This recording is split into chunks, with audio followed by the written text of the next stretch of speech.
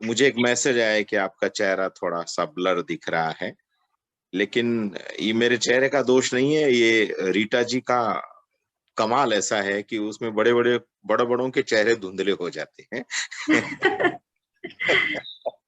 Nice joke. Okay. Thank you Rita ji. मैं आपको invite करता हूं, लेकिन इससे पहले मैं आपके बारे में हमारे जो डिस्ट्रीब्यूटर्स हैं उनको बताना पसंद करूंगा। दोस्तों, डॉक्टर रीटा अग्रवाल, नाम इनका किसी परिचय का मोहताज नहीं है। अपने आप में इनका नाम ही अपने आप में एक कंप्लीट परिचय है। 14 सालों से ये सरकारी विभाग में आयुर्वेदाचार्य की नौकरी कर रही है। आप समझ सकते हैं कि इनको कितना शानदार एक्सपीरियंस होगा। उदयपुर से इन्होंने बीएमएस किया और इसके बाद बड़े डेडिकेशन के साथ अपने प्रोफेशन से जुड़ी हुई हैं।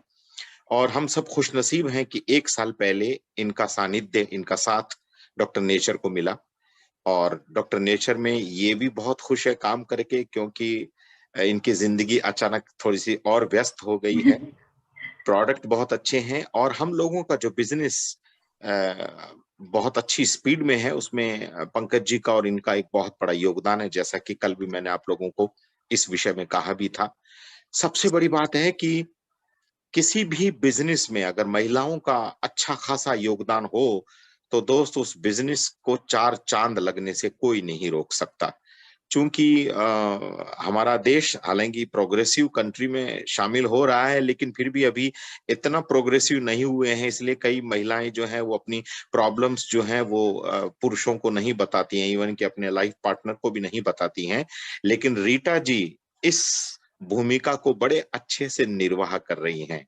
मुझे लगता है कि कई ऐसी महिलाएं हैं जो रीटा जी के डायरेक्ट संपर्क में हैं। और खुशी की बात यह है दोस्त कि कहीं से कोई कंप्लेंट नहीं है। जिससे बात करते हैं टीम में तो सब बोलते हैं कि सर रीटा जी का बहुत अच्छा रिस्पांस आता है, हम व्हाट्सअप कर देते हैं तो दवाई लिख के भेज देती हैं। अगर नहीं उत्तर आता है तो 2 घंटे में आता है, 3 घंटे में आता है, लेकिन रिप्लाई जरूर आता है। इसके लिए रीटा जी को बहुत बहुत धन्यवाद। और आज आप लोगों को बेसिक जानकारी तो ये, क्योंकि हमारे सबके घर में माँ बहन, हमारी बीवी, हमारी बेटी, कोई भी, आप कोई भी रिश्ता ले लो वो तो है ही। इसके अलावा हमारी टीम में बहुत सारी ऐसी महिलाएं जुड़ी हुई हैं जिनको बहुत सारी प्रॉब्लम्स हैं। तो ये आप भी सुनिए और आज आप कोशिश करिए कि इसके नोट्स तैयार कर लें, ताकि आप अपनी टीम में जो हमारे जो लीडर्स हैं उनको आप दे सकें, डिस्ट्रीब्यूटर्स को दे सकें। तो इस सेशन को बिल्कुल मिस नहीं करना है। और आप लोग बहुत खुश नसीब है दोस्तों कि आज का ये स्पेशल सेशन जो है वो रीटा जी ले रही हैं। आपको इन सब जानकारियों के अलावा जड़ी बूटियों के बारे में भी कुछ न कुछ जानने को, सुनने को मिलेगा, क्योंकि जड़ी बूटियां अब कोरोना काल के बाद एकदम रामबाण इलाज लोगों की नजर में हो गया है। तो मैं ज्यादा समय नहीं लूंगा और आप सब लोगों के सहयोग से मैं इनवाइट करूंगा doctor Rita Agarwal ji. Welcome. Thank you JP Sharma ji, thank you so much. नमस्ते नेचर। आप सभी लोगों का इस सूत्र 6 प्रोग्राम में बहुत बहुत स्वागत है। जैसा कि हम पहले भी एक 5 प्रोग्राम पहले कर चुके हैं, जिसमें एक 6-6 दिन का हमारा सेशन रहता था। उन सारे सेशंस में हम लोगों ने अलग अलग डिजीज किस तरीके की होती हैं, आयुर्वेद का जो बेसिक होता है, वात पित्त कफ है या और भी बीमारियां हैं, उनके बारे में हमने जाना और समझा था। लेकिन इस बार का जो ये सूत्र प्रोग्राम है, ये थोड़ा अलग है, क्योंकि इसके अंदर हम दवाइयों में जो कंटेंट्स हम लोगों ने यूज किए हुए हैं या जो जड़ी बूटियां काम आती हैं, उनके बारे में भी बताया गया है। जैसे कि आप लोग फील्ड में जाते हैं और आप लोगों से पूछा जाता है कि आप बताओ कि हीमोग्लोबिन बढ़ाने के लिए आपका ही हम हीमो बूस्ट सिरप क्यों काम में ले, इसमें ऐसी क्या खास बात है। तो आपको पता होना चाहिए कि उसके अंदर जो कंटेंट डले हुए हैं वो बाकी चीजों से, बाकी जो आप देखेंगे तो हीमोग्लोबिन बढ़ाने के लिए कम से कम 1000 तरह के प्रोडक्ट इंडिया में आते हैं। उसमें से कम 300 से 400 प्रोडक्ट जो हैं वो आयुर्वेद की कंपनियां भी बना रही हैं। तो हमें उनसे बेटर अपना प्रोडक्ट हमारा किस तरीके से है वो बताने के लिए हमें पता होना चाहिए। सबसे पहले तो हमें खुद पता होना चाहिए। जब हमें ही नहीं पता होगा तो हम किसी और को क्या बता पाएंगे, उसे कैसे कन्विंस कर पाएंगे। तो फर्स्टली इन सब चीजों के लिए हमें कन्विंस होना है और इसीलिए ये सूत्र प्रोग्राम रखा गया है। और इसमें विशेषता यही है कि आपको जड़ी बूटियों के बारे में बताया जाएगा। क्योंकि हमारा जो देश है वो इतना बड़ा देश है, इसके अंदर समुद्र भी बहुत है, रेगिस्तान भी है, पहाड़ियां भी हैं, हिमालय जैसा ऊंचा पर्वत भी है, नदियां भी बहुत तरह की हैं, गंगा नदी है, ब्रह्मपुत्र नदी है। तो यहाँ पे जड़ी बूटियों की कोई कमी नहीं है। हर एरिया में होने वाली तमाम तरह की जड़ी बूटियां जो हैं वो इंडिया में मिलती हैं। बात सिर्फ इतनी है कि हमें पता होना चाहिए कि कौन सी जड़ी बूटी जो है वो किस काम आती है, और दूसरा कि आपको उस जड़ी बूटी को पहचानना भी आना चाहिए कि ये जो जड़ी बूटी है आप अपने घर के पास समझ रहे हैं कि यार ये तो खरपतवार लगी हुई है, इसका कोई मतलब नहीं है, और फिर आपको पता चले अचानक कि नहीं यार ये तो मेरे घर के पास में अश्वगंधा लगा हुआ है, जो कि मेरे घर में इसकी जड़ को निकाल के काम में लूंगा तो मार्केट में इतना अच्छा पाउडर मिल भी नहीं रहा है जितना कि मैं नेचुरली इसको यूज कर सकते हैं। तो इसीलिए जड़ी बूटियों के बारे में हमें पता होना बहुत जरूरी है। स्टार्ट करते हैं अब सेशन।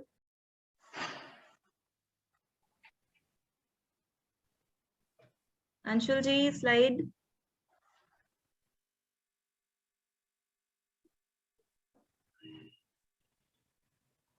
अंशुल जी स्लाइड, या थैंक यू। तो आज का जो टॉपिक है वो है मासिक धर्म संबंधी विकार और उससे संबंधित जोखिमों को नियंत्रित करने में सहायक सामान्य औषधीय पौधे और जड़ी बूटियां। अब देखिए कि मासिक धर्म जो है ना, उसके बारे में आज भी, जैसे अभी जेपी शर्मा जी ने बताया कि चाहे हमारे घर में माँ है, बहन है, बेटी है, बीवी है, उसके बावजूद भी हम इस बारे में बात करने से कतराते हैं, जबकि 90% प्लस फीमेल्स में कहीं ना कहीं पीरियड से रिलेटेड प्रॉब्लम्स होती ही हैं। किसी को कम है, किसी को ज्यादा है, नहीं तो हर लेडी को अपने पूरी लाइफ में कहीं ना कहीं इन चीजों से जूझना पड़ता है। कई बार ऐसा होता है कि वो समझ ही नहीं पाती हैं कि ये परेशानी है किस तरीके की है, किसी और को नहीं बता पाती हैं। तो कम से कम जो महिलाएं हैं उन्हें तो इस चीज के बारे में जानने को मिलेगा ही, साथ ही पुरुष भी हैं। देखिए आप इस चीज से घबराइए नहीं कि मैं किसी से इस बारे में पूछूंगा तो कोई मेरे को किस तरीके से जज करेगा, ये जज करने की चीज नहीं है। हम मेडिकल फील्ड में हैं, मेडिकल में मेल फीमेल कुछ नहीं होता है, मेडिकल में पेशेंट होता है, और हम ना मेल है ना फीमेल है, हमें उन्हें ठीक करना है। ना सामने वाला मेल फीमेल है ना हम मेल फीमेल है, वो पेशेंट है और हमें ठीक करना है। तो आपको सब चीजें पता होनी चाहिए। अब हम जब बात कर रहे हैं मासिक धर्म की, मेंस्ट्रुअल साइकिल की, मासिक की, माहवारी की, एमसी की, अलग अलग नामों से अलग अलग लोग बुलाते हैं। तो सबसे पहले हमें पता होना चाहिए, अगर हम उसके विकार देख रहे हैं तो उससे पहले ये जानना जरूरी है कि नॉर्मल जो है मेंस्ट्रुएशन वो क्या होता है। तो जो नॉर्मल मेंस्ट्रुएशन साइकिल होता है वो 28 दिन का होता है, और इसकी गणना कब की जाती है, जो पीरियड का फर्स्ट डे होता है उससे लेके जो नेक्स्ट पीरियड आता है उसके एक दिन पहले, मतलब फर्स्ट डे से लास्ट डे तक के बीच का जो ड्यूरेशन होता है वो एक नॉर्मल मेंस्ट्रुएशन साइकिल होता है, जिसका की टाइम 28 डेज का होता है। लेकिन इसमें वेरिएशंस हैं, अलग अलग भी हो सकता है। इसकी जो गिनती है वो 21 दिन से 35 दिन तक हो सकती है। अब आप कहेंगे कि यार किसी का 28 दिन का साइकिल था, अब 21 दिन का हो गया, तो वो नॉर्मल कैसे हुआ? वो नॉर्मल नहीं है। अगर किसी फीमेल की टेंडेंसी रेगुलर में ही 21 दिन की, 25 दिन की, 27 दिन की, 26 दिन का है कि उसे हर बार इसी तरीके से पीरियड्स आता है, तो ये उसके लिए नॉर्मल है। इसी तरीके से किसी लेडी का 30 दिन, 32 दिन, 35 दिन तक भी अगर हर बार सेम इसी पैटर्न में उसका पीरियड आता है तो वो नॉर्मल है। इसलिए सबसे पहले नॉर्मल मेंस्ट्रुअल साइकिल पता होना जरूरी है। अब हम देखते हैं कि मेंस्ट्रुअल साइकिल जो होता है वो किस तरीके से आता है, कि पीरियड्स कैसे आते हैं। उसकी 4 फेजेस होती हैं।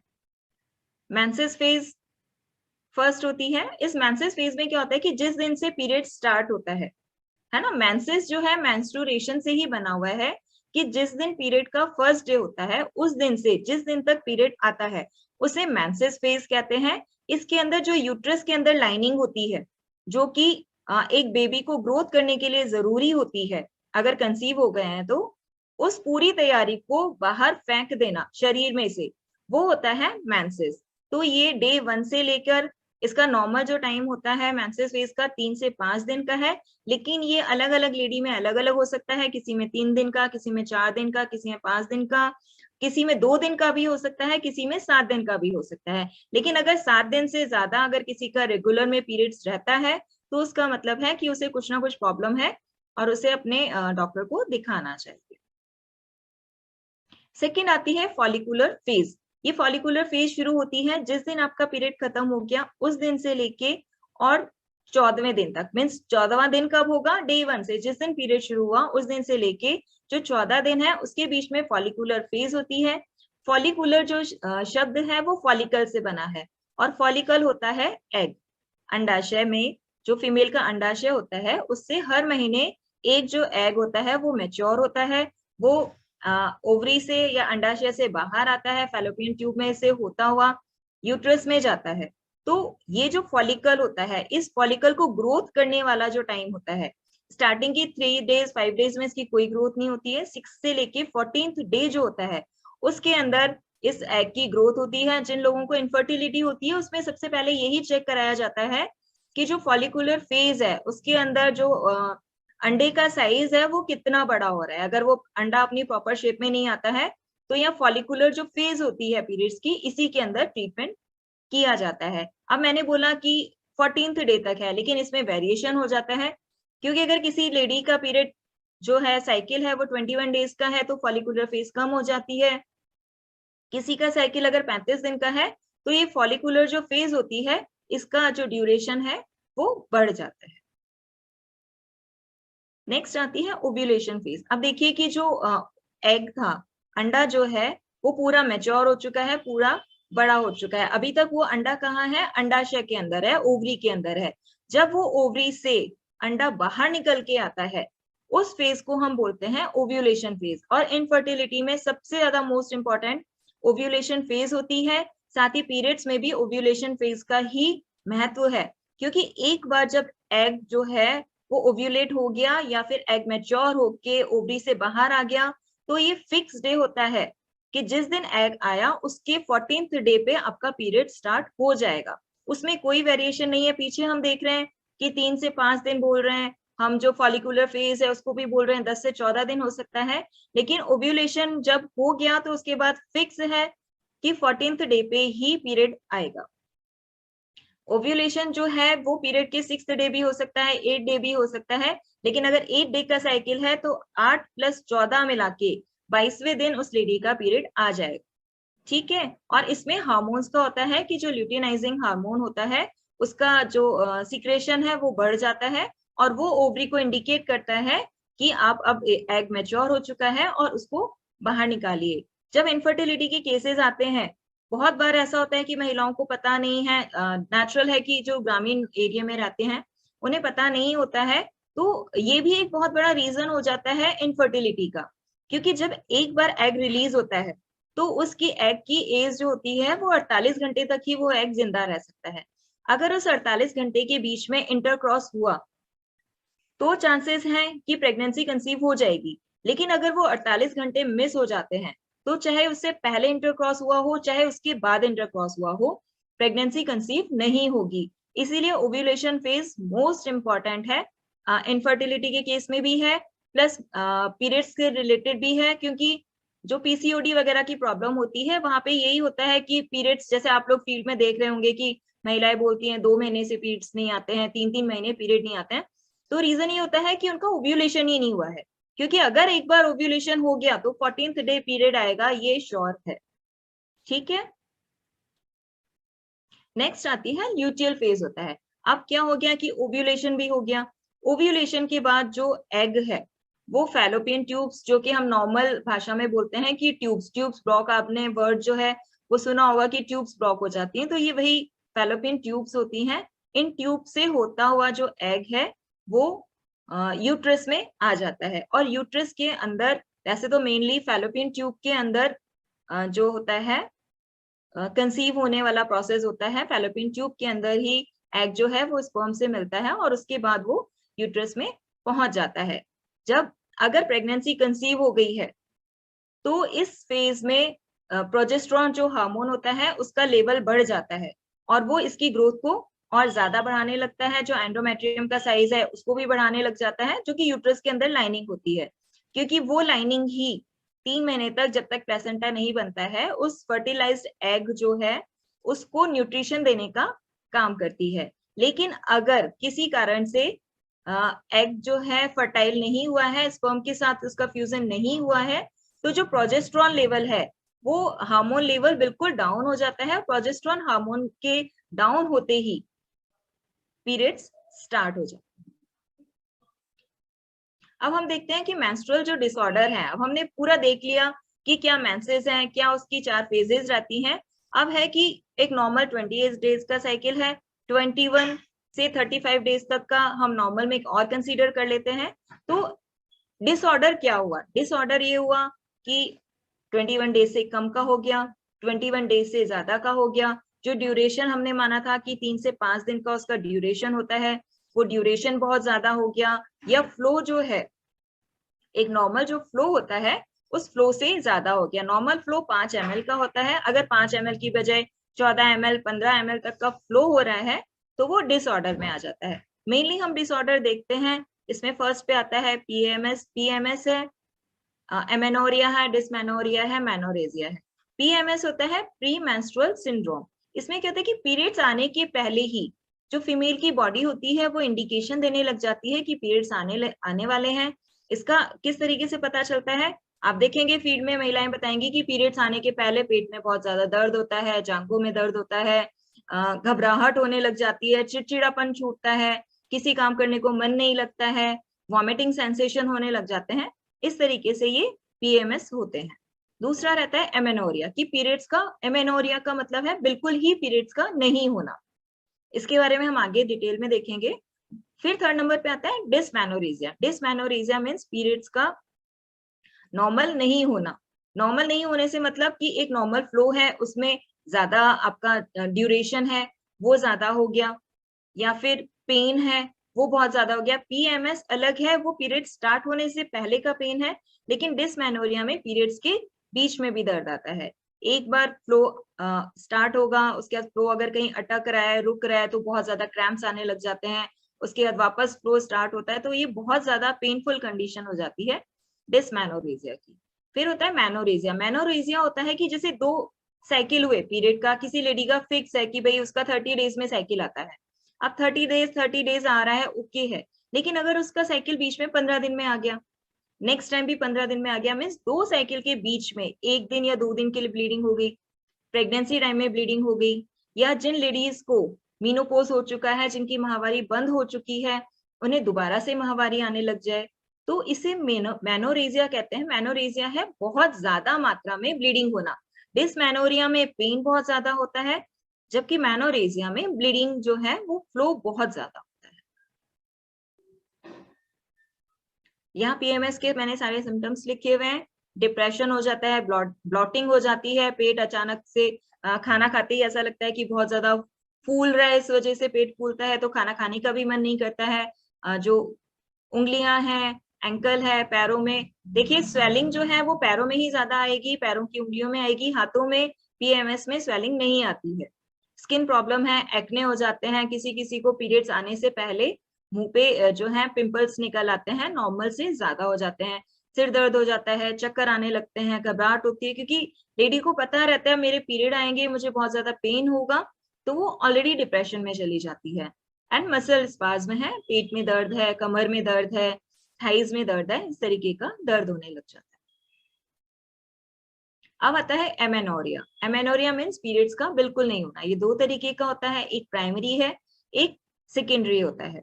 इसमें इसके रीजन क्या रहते हैं? ओव्यूलेशन एबनॉर्मलिटी, कि ओव्यूलेशन ही नहीं हो रहा। ओव्यूलेशन किन कंडीशन में नहीं हो रहा था? कि पीसीओडी का प्रॉब्लम है, पीसीओडी में ओव्यूलेशन ही नहीं हुआ क्योंकि हार्मोन इम्बैलेंस हो गए हैं। ओव्यूलेशन के लिए जो हार्मोन चाहिए हमें, वो हार्मोन का लेवल ही नहीं आ रहा है, तो जब ओव्यूलेशन ही नहीं हुआ तो पीरियड्स नहीं आएंगे। ईटिंग डिसऑर्डर है, बहुत ज्यादा खाना इस तरीके का खा रहे हैं, गरिष्ठ भोजन कर रहे हैं, जिसकी वजह से वेट भी बढ़ रहा है, वेट बढ़ने की वजह से आपके हार्मोन्स भी डिस्टर्ब हो रहे हैं, तो उस वजह से भी पीरियड्स नहीं आते हैं। ओबेसिटी है, वजन बढ़ना है, वजन बढ़ने का भी रीजन क्या हो जाएगा? पीसीओडी की वजह से भी वजन बढ़ रहा है। थायराइड, हाइपोथायराइडिज्म होता है, उसमें भी वजन बढ़ जाता है। हाइपोथायराइडिज्म के जो पेशेंट्स होते हैं उनमें भी एमेनोरिया का केसेस बहुत ज्यादा हो जाते हैं। अगर आपको कोई पेशेंट बोलता है कि पीरियड्स मेरे 2 महीने 3 महीने से आ रहे हैं, फर्स्टली उसका थायराइड का टेस्ट कराइए। थायराइड अगर उसका ओके आ रहा है, उसका सोनोग्राफी कराइए। सोनोग्राफी से हमें पता चल जाएगा कि उसको पीसीओडी तो नहीं है, या फिर उसके अंदर ब्लड की कमी तो नहीं है, हमें सीबीसी भी कराना पड़ता है। कई बार जो है हीमोग्लोबिन लेवल कम होने की वजह से भी पीरियड्स नहीं आते हैं। एक्सेसिव एक्सरसाइज है। एक्सेसिव एक्सरसाइज करने से क्या होता है कि बॉडी में जितनी एनर्जी है, आपका एक नॉर्मल एक्सरसाइज होता है कि आप 30 मिनट्स है या 1 आवर का एक्सरसाइज वीक में 5 दिन करते हैं। वीक में 7 दिन एक्सरसाइज करने के लिए कोई नहीं बोलता है, 5 दिन या 6 दिन एक्सरसाइज करनी चाहिए, 1 दिन का रेस्ट करना चाहिए। लेकिन जो लोग 3-3, 4-4 घंटे तक रेगुलर में एक्सरसाइजेस करते हैं, उन्हें भी एमेनोरिया हो जाता है। और ये ज्यादातर जो एथलीट्स, फीमेल एथलीट्स होती हैं, उनमें ये प्रॉब्लम होती है, क्योंकि एथलीट्स को एक्सरसाइज बहुत ज्यादा करनी पड़ती है। यहाँ थायराइड डिसऑर्डर है, हमने पहले बात ही कर ली थी कि हाइपोथायराइडिज्म में अमेनोरिया हो जाता है। प्रेगनेंसी है, प्रेगनेंसी में ओब्वियस है कि पीरियड्स नहीं आते हैं। ब्रेस्ट फीडिंग करने वाली जो फीमेल्स होती हैं, उनमें भी हार्मोन्स चेंज नहीं होते हैं। कई महिलाएं ऐसी होती हैं जिन्हें की डिलीवरी के बाद 14 महीने, 15 महीने, 18 महीने तक भी पीरियड्स नहीं आते हैं, किसी को 2 महीने में भी आ जाते हैं। ये अलग अलग वेरिएशंस होता है, अलग अलग लेडी का अलग अलग है। लेकिन जो महिलाएं, जनरली हम ये मानते हैं कि जो महिलाएं बच्चों को दूध पिलाती हैं, उन्हें पीरियड्स डिलीवरी के जस्ट बाद नहीं आते। मीनोपॉज है, मीनोपॉज में आना ही नहीं है। तो जो सेकेंडरी रीजन है एमेनोरिया के, उसमें प्रेगनेंसी एंड मीनोपॉज होते हैं। अब हमने देख लिया कि क्या है। अब हम देखते हैं कि जो फ्लो होता है वो आयुर्वेद के अकॉर्डिंग किस तरीके से होता है। तो आयुर्वेद के अकॉर्डिंग जो मेंस्ट्रुअल फ्लो है, जिसे हम आर्तव बोलते हैं, वो 3 तरीके से हो सकता है कि वात आधिक्य आर्तव, पित्तज आर्तव और कफज आर्तव। हम देखेंगे अब इसकी डिटेल की, अगर किसी में वात ज्यादा है तो उसमें क्या सिम्टम्स होंगे, या पित्त कफ ज्यादा है तो उसके क्या सिम्टम्स रहेंगे। अब हम देखेंगे कि वातज जो आर्तव होता है उसमें क्या है। आप यहाँ कंपैरेटिव देखिएगा, और जो फीमेल्स हैं प्लीज अपने आप को इनसे ना जोड़ने की कोशिश कीजिएगा, जितने यहाँ वात पित्त कफ के सिम्टम्स बताए गए हैं, क्योंकि आप खुद को अगर कोरिलेट कर लेंगी उनसे, तो आप सामने वाले पेशेंट का भी इजीली समझ पाएंगे।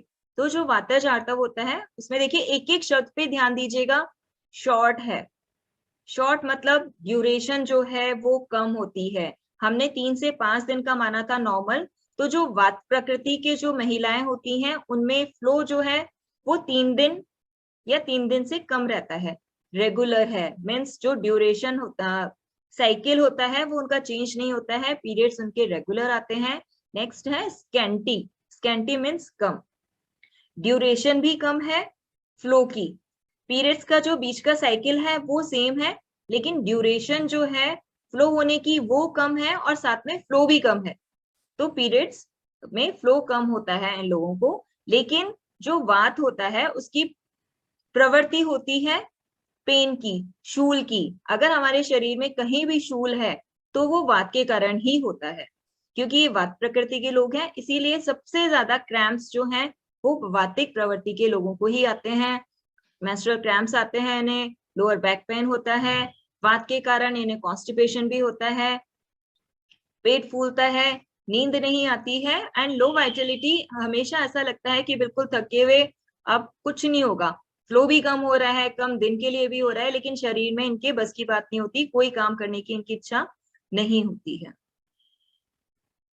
अब नेक्स्ट आता है पित्तज आर्तव की। पित्त है, पित्त क्या होता है, गर्म होता है, और ब्लड रेड कलर का हम मानते हैं। एक पीछे हम अगर बात करें पित्तज में, तो पित्तज वालों सॉरी वातिक जो आर्तव होता है उसका कलर, जैसे नॉर्मल जो फ्लो होता है उसका कलर रेड कलर का होता है, लेकिन जो वातिक आर्तव है उसका कलर थोड़ा सा डार्क कलर का होता है। मीन्स थोड़ा, आप ये मान लीजिए कि रेड कलर में ब्लैक कलर मिक्स कर देंगे, उसके बाद जो कलर होता है वो इस फ्लो का कलर होता है। और फ्लो में धीरे तो फ्लो होगा ही, लेकिन साथ में झाग वाला भी होता है। और जो पित्तज फ्लो होता है, आप देखिए यहाँ भी वर्ड्स को ध्यान दीजिए कि एक्सेस मेंस्ट्रुअल फ्लो, फ्लो जो है वो ज्यादा है विद मीडियम ड्यूरेशन। वातिक में क्या था कि ड्यूरेशन था शॉर्ट, कम दिनों के लिए होता है, जबकि पित्तज में जो ड्यूरेशन है वो मीडियम है, ना कम है ना ज्यादा है। इसमें ज्यादा क्या है, फ्लो ज्यादा है। वातिक में फ्लो भी कम था, यहाँ फ्लो ज्यादा हो रहा है। और इसमें पित्त के कारण, पित्त जो है वो ब्लड से रिलेटेड होता है। तो जितनी स्किन डिजीजेज होती हैं वो भी हम ये मानते हैं कि ब्लड प्यूरिफायर हम देते हैं, तो इसमें भी सेम वही वाले सिम्टम्स आते हैं। कि एक्ने जो है, पिंपल्स हैं, मुहासे हैं, वो बढ़ जाते हैं, रैशेस हो जाते हैं, आंखें जो हैं वो जलती हुई लगती हैं, शॉर्ट टेम्पर हो जाते हैं, गुस्सा जल्दी आने लग जाता है, इरिटेशन होती है, चिड़चिड़ापन जो होता है वो पित्तज आर्तव वाली जो महिलाएं होती हैं उनमें सबसे ज्यादा होता है।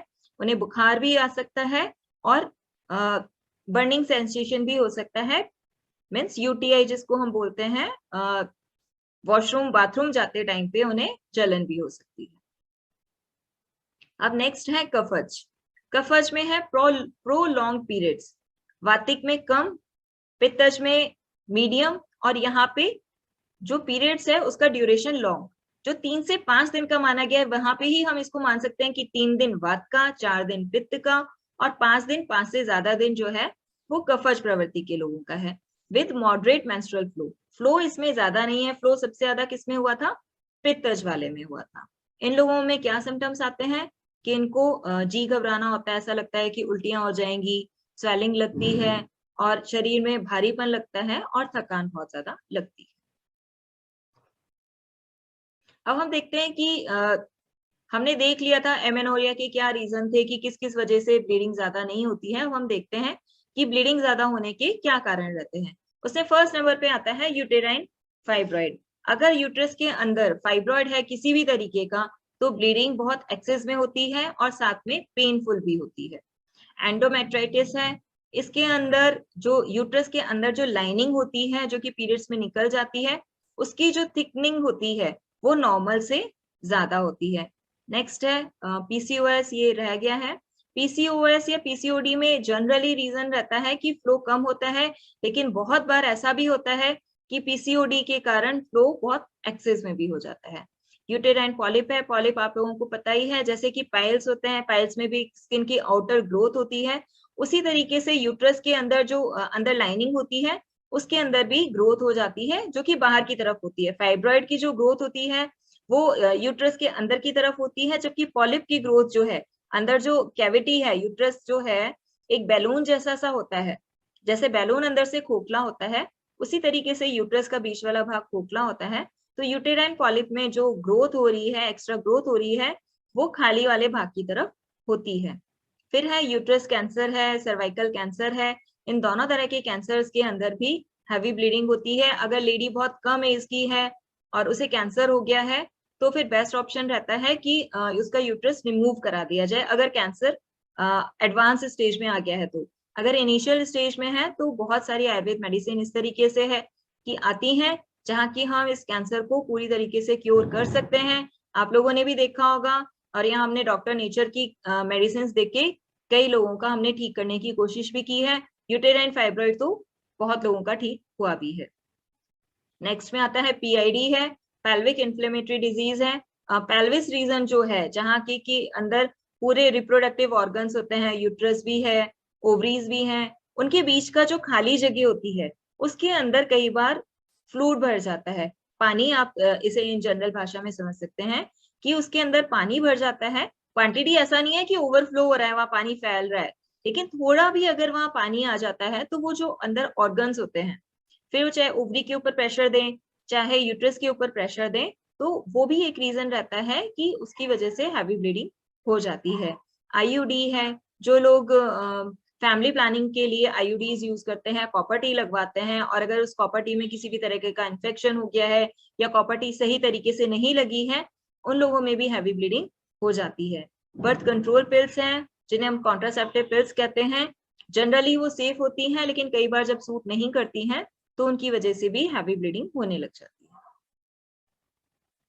अब हमने ये पूरा देख लिया कि क्या मेंस्ट्रुअल साइकिल में किस तरीके से होता है। ऐसे अगर हम इस पे ही सिर्फ मेंस्ट्रुअल साइकिल पे बात करेंगे तो हम 2 घंटे 4 घंटे बात कर सकते हैं, लेकिन मैंने आपको सिर्फ जनरल चीजें बताई हैं कि जिनसे आप समझ सको, जिनके बारे में आपको ध्यान रह सके, जिन इजी मेथड से आप पूछ सकते हैं। जैसे कोई भी अगर पीरियड से रिलेटेड लेडी आ रही है तो अगर वो आपको सोनोग्राफी रिपोर्ट दिखा रही है, नीचे एक वर्ड लिखा हुआ होता है, इटैलिक्स में बोल्ड में लिखा हुआ होता है, मींस डार्क कलर का लिखा हुआ होता है इंप्रेशन, तो आप उस इंप्रेशन को पढ़कर देखिए कि वहां क्या लिखा हुआ है, वहां यूटेराइन फाइब्रॉइड लिखा हुआ है क्या, या वहां पे पीसीओडी लिखा हुआ है क्या, सिस्ट लिखा हुआ है क्या, पीआईडी लिखा हुआ है क्या, वहां आप देखेंगे। आप इन सारे वर्ड्स को ध्यान दीजिए और सोनोग्राफी रिपोर्ट से उसे आपके पास अभी भी कई लोगों के पास सोनोग्राफी की रिपोर्ट्स होंगी, अलग अलग पेशेंट की होंगी, तो आज ये पूरा सेशन खत्म होने के बाद हर किसी को वो सोनोग्राफी की रिपोर्ट्स खोलनी है और चेक करना है कि मैडम ने जो वर्ड्स बताए हैं क्या सोनोग्राफी की रिपोर्ट में वो वर्ड्स लिखे हुए हैं क्या। ठीक है, ये चेक सबको करना है। नेक्स्ट सेशन होगा, मैं पूछूंगी कितने लोगों ने चेक किया था। अब हम देखते हैं कि इंडिया जो है, हमने पहले बात की कि बहुत बड़ा देश है, फिजियोलॉजिकली बहुत बड़ा है, यहाँ समुद्र भी है तो पहाड़ भी है, रेगिस्तान भी है, पहाड़ भी है, पहाड़ जो है बर्फीले भी हैं, और राजस्थान के अरावली पर्वत जैसे भी हैं जो कि जिनमें की बहुत ज्यादा पेड़ भी नहीं है, लेकिन फिर भी उनमें जो जितने भी पेड़ लगे हुए हैं, हर किसी पेड़ का कोई ना कोई मेडिसिनल यूज होता है। अगर आप पुराना टेक्स्ट पढ़ेंगे, आचार्य चरक और सुश्रुत को पढ़ेंगे, तो एक घटना भी है इसमें कि चरक जी से उनके एक शिष्य ने बोला कि आप मुझे कोई जितनी जितनी औषधियां हैं आप मुझे उनके नाम बताइए कि कौन कौन सी औषधियां हैं। तो चरक ने अपने शिष्य को बोला कि ऐसा करो, जहां अभन अपी खड़े हुए हैं वहां से 100 योजन की दूरी पे चारों तरफ घूम के आओ, और ऐसी मुझे कोई भी पेड़ लाके दो जो तुम्हें लगता हो कि जिसका मेडिसिनल यूज नहीं है। उन्होंने उस शिष्य को पढ़ा रखा था, लेकिन उसके मन में फिर भी डाउट था, तो वो पूरा गया, उसने देखा, सारे पेड़ देखे, और जब वो लौट के आया तो उसने महर्षि चरक को कहा कि मैं 100 योजन घूम के आया हूं और मुझे कोई भी प्लांट ऐसा नहीं मिला जिसका कि कोई भी मेडिसिनल यूज नहीं है। जो खरपतवार है उसका भी कहीं ना कहीं मेडिसिनल यूज है, जो हमारे घर के बाहर घास लगी हुई है उसका भी मेडिसिनल यूज है। जो आप अगर कभी आपको लगे कि आपके पास कुछ भी नहीं है, किसी को नाक में से बहुत ज्यादा ब्लीडिंग हो रही है और घर के लॉन में घास लगी हुई है, तो घास को पीस के और उसकी दो दो बूंद दोनों नाकों में डाल दीजिए, दोनों नाक के छेद में, नॉस्ट्रिल में डाल दीजिए, की ब्लीडिंग बंद हो जाएगी। तो इस तरीके से बहुत जनरल छोटी छोटी सी चीजें होती हैं। आप देखेंगे कोई भी प्लांट इस दुनिया में इस तरीके का नहीं है जिसका कि कोई भी मेडिसिनल यूज ना हो। ठीक है, तो according to the botanical survey of India, India में 8000 से ज्यादा मेडिकल प्लांट्स मिलते हैं। देखिए ये सर्वे आज के हैं, लेकिन हम जब आयुर्वेद की दृष्टि से देखते हैं तो हमारे को ये 8000 नहीं 8 लाख स्पीशीज मिल जाएंगी जिनका की मेडिसिनल यूज है। तो इस कंट्री में ट्रेडिशनल हीलिंग सिस्टम जो है, जो कि आयुर्वेद है, उसके अंदर बहुत लंबी लिस्ट है इन प्लांट्स की, मेडिसिनल प्लांट्स की, जहाँ पे इजीली बता सकते हैं कि इस मेडिसिनल प्लांट का ये वाला यूज है। और ये भी देखिए कि अलग अलग जो पार्ट है, किसी की जड़ काम में आ रही है, किसी के पत्ते काम आ रहे हैं, कुछ ऐसे हैं जिनका कि आप पूरा पंचांग भी काम में ले सकते हैं। और साथ ही अनुपान भेद से, जैसे किसी को शहद के साथ दीजिए, किसी को चावल के पानी के साथ देना है, किसी को गर्म पानी के साथ देना है, अलग अलग तरीके से अनुपान भेद से हम एक ही औषधि को अलग अलग डिजीज पे हम उसे काम में ले सकते हैं। तो even in current time research on medical plant and their uses across India documents कि जो local communities हैं, जो local हैं, जैसे आज आप हम हैं, आप अपने एरिया के जो प्लांट्स हैं उनके बारे में बहुत अच्छे से जानते हैं, हम हैं हमारे एरिया के लोग प्लांट्स के बारे में जानते हैं। जो आदिवासी प्रजाति होती है, जो बिल्कुल जंगलों में ही रहते हैं, जिन्हें की कोई मेडिकल फैसिलिटीज भी नहीं है, वो अपनी बहुत सारी बीमारियों को जंगल में मिलने वाले पेड़ पौधों से खुद ही ठीक कर लेते हैं, क्योंकि वो लोकल कम्युनिटीज उन प्लांट्स के बारे में जानती हैं। तो इसीलिए सारे प्लांट्स के बारे में हम जितना हम जान सकते हैं उतना हमें जानने की कोशिश करनी चाहिए। अब हम देखते हैं कि लिस्ट मेडिसिनल जो प्लांट्स हैं वो मेंस्ट्रुअल डिसऑर्डर में कौन कौन से काम में आ सकते हैं। बहुत बड़ी लिस्ट है, मैंने बहुत शॉर्ट करने की कोशिश की है, बहुत ज्यादा मैं प्लांट्स को यूज नहीं कर सकती थी, तो जो मुझे मेन लगे वो मैंने यूज किए हुए हैं यहाँ पे।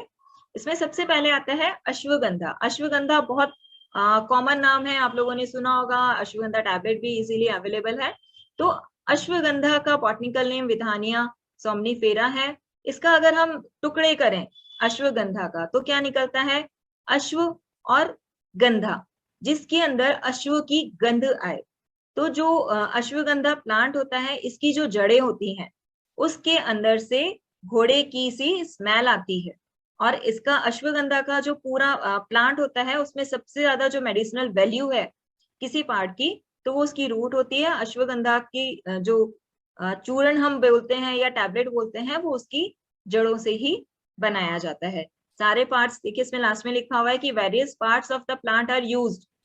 सारे प्लांट्स यूज आते हैं, but the most common supplement जो है वो हमें इसकी रूट से ही मिलता है। और अश्वगंधा को इंडियन जिनसेंग भी कहते हैं। जिनसेंग का आपको पता ही है कि जिनसेंग लोग बोलते हैं कि चाइनीज है, जापानीज है, बहुत अच्छा है, लेकिन अगर हम जिनसेंग को कंपेयर करें इंडियन प्लांट से तो अश्वगंधा जो है वो इंडियन जिनसेंग का काम करता है। नेक्स्ट, अब हम देखते हैं कि अश्वगंधा किस तरीके से काम करता है। तो इरेगुलर जो पीरियड्स होते हैं, क्रैम्प्स हैं, इनफर्टिलिटी प्रॉब्लम्स हैं, फेशियल ग्रोथ है, फेशियल हेयर ग्रोथ है, लेट पीरियड्स हैं, और मीनोपोज के बाद भी कई लोगों में पीरियड्स शुरू हो जाते हैं, उन सारे के अंदर जो हम अश्वगंधा टैबलेट है, अश्वगंधा चूर्ण है या अश्वगंधा का अरिस्ट है, अलग अलग तरीके से, मैंने बताया कि अलग अलग तरीके से आप एक ही प्लांट को कई तरीके से उसे काम में ले सकते हैं। तो अगर आप अश्वगंधा के टैबलेट को या पाउडर को, चूर्ण को लगातार दूध के साथ में उसका सेवन करते हैं तो आपको ये जितनी सारी परेशानियां हैं उन सब से रिलीफ मिल जाता है। और साथ में अश्वगंधा एंटी माइक्रोबियल होता है, एंटी बैक्टीरियल होता है, इसीलिए ये जो वेजाइनल इन्फेक्शंस होते हैं, बहुत सी लेडीज शिकायत करती हैं कि उन्हें बहुत ज्यादा इचिंग होती है, खुजली की परेशानी रहती है वेजाइना में, तो उन पेशेंट्स को भी हम अश्वगंधा दे सकते हैं। अश्वगंधा फिर आप टैबलेट में दीजिए चाहे पाउडर फॉर्म में दीजिए। और ये जो हर्ब है, ये यीस्ट का जो इन्फेक्शन होता है, जो यूरिन कल्चर हम कराते हैं जिन्हें यूटीआई का प्रॉब्लम होता है, यूरिन के करते टाइम पे बहुत ज्यादा जलन होती है, उन पेशेंट्स को भी हम अश्वगंधा दे सकते हैं। आप देखिएगा कि हम यूटीआई में जनरली अश्वगंधा को यूज नहीं करते क्योंकि हमारे पास और भी बहुत सारी मेडिसिन है जो कि अश्वगंधा से ज्यादा अच्छा काम कर सकती हैं, लेकिन अगर हमारे पास वो अवेलेबल नहीं है तो हम इस तरह की प्रॉब्लम में अश्वगंधा को भी यूज कर सकते हैं। ठीक है, और ये बहुत अच्छा काम करती है इसके ऊपर। साथ में अश्वगंधा जो है वो मेल इनफर्टिलिटी पे बहुत अच्छा काम करता है, इरेक्टाइल डिसफंक्शन जो होते हैं उसमें भी बेस्ट काम करता है। फिर हम देखते हैं शतावरी। शतावरी को एस्परेगस रेसिमोसिस भी कहते हैं, ये एस्परेगस फैमिली का होता है, और ये जो है फिजिकल और इमोशनल जो स्ट्रेस होता है उसे दूर करने का काम करता है। और इसे जनरल हेल्थ टॉनिक कहते हैं, जिससे कि वाइटलिटी बढ़ती है। और आयुर्वेद मेडिसिन में स्टेपल फूड होता है या स्टेपल मेडिसिन है, मतलब जिसकी पहचान ही है ना। जैसे हम इंडियन से हमारी पहचान क्या है, हम अगर बाहर जाएंगे, अगर कोई साड़ी पहने हुए महिला है तो उसे देखते ही क्या आएगा कि ये इंडियन होगी। इसी तरीके से जब आयुर्वेद मेडिसिन की हम बात करते हैं तो ये हमारी पहचान है, शतावरी है, अश्वगंधा है, ये आयुर्वेद मेडिसिन की एक पहचान है, इनके नाम से ही पता चलता है। आप किसी के सामने शतावरी अश्वगंधा नाम ले लीजिए, उसे नहीं भी पता होगा तो वो बता देगा कि ये आयुर्वेद की मेडिसिन है। शतावरी जो है वो रसायन औषधि भी है। देखिए, रसायन औषधियां वो होती हैं जिन्हें आप बिना किसी प्रिस्क्रिप्शन के रेगुलर यूज कर सकते हैं, जो कि आपको किसी डिजीज के लिए ही नहीं, आपके अंदर की इम्यूनिटी को बढ़ाने के लिए काम करती है, आपके अंदर की वाइटलिटी को बढ़ाने के लिए काम करती है। उन सारी दवाइयों को हम रसायन औषधियां कहते हैं। अश्वगंधा भी एक रसायन औषधि है और शतावरी भी एक रसायन औषधि है। एंड स्पेशली ये फीमेल फ्रेंडली इसको हर्ब का नाम दिया गया है कि फीमेल जितनी पेशेंट्स हैं, अश्वगंधा मेनली जो है मेल फ्रेंडली हर्ब है, उसी तरीके से शतावरी मेनली फीमेल फ्रेंडली हर्ब है, जो कि महिलाओं को स्पेशली काम में लेना चाहिए। और ये मेंस्ट्रुअल डिसऑर्डर है उसको दूर करता है, और साथ ही यूटेराइन टॉनिक का काम करता है। साथ ही जो शतावरी है वो ब्रेस्ट डेवलपमेंट का काम करता है, और जो लैक्टेटिंग वुमेन्स होती हैं, बच्चों को दूध पिलाती हैं और उनमें दूध नहीं बन रहा होता है सही तरीके से, तो उन्हें शतावरी का पाउडर दिया जाता है, शतावरी के ग्रेन्यूल्स दे सकते हैं, या अभी बहुत सारे तरह की प्रिपरेशंस आ गई हैं, उसमें भी शतावरी यूज कर सकते हैं। जो अभी हमारा नया प्रोटीन पाउडर चल रहा है उसके अंदर भी शतावरी है, तो उससे शतावरी होने की वजह से जितनी लैक्टेटिंग वुमेन्स होती हैं, बच्चों को दूध पिलाती हैं, उन्हें भी हम प्रोटीन पाउडर दे सकते हैं, बिकॉज ऑफ उसके अंदर शतावरी है और वो मिल्क प्रोडक्शन को बढ़ाता है। शतावरी को है दूध के साथ या शहद के साथ में दिन में 2 बार लेने से प्री मेंस्ट्रुअल जो सिंड्रोम्स हैं वो भी दूर होते हैं। यूटेराइन टॉनिक है, पीरियड्स के क्रैम्प्स को, फ्लो को तो ओके करता ही है, लेकिन जो पीएमएस है, पीरियड स्टार्ट होने से पहले जो पेन हो रहा था उसे भी दूर करता है। और जो ये रिंकल्स हो जाते हैं, चेहरे पे जो रिंकल्स हो जाते हैं, उनमें भी शतावरी के पाउडर को अगर दूध या शहद के साथ में मिलाकर उसका पेस्ट जैसा क्रीमिश फॉर्म में उसको बना के रिंकल्स पे अगर लगातार में रात को सोते टाइम हम इसको अप्लाई करते हैं तो इससे झुर्रियां भी धीरे धीरे करके खत्म हो जाती हैं।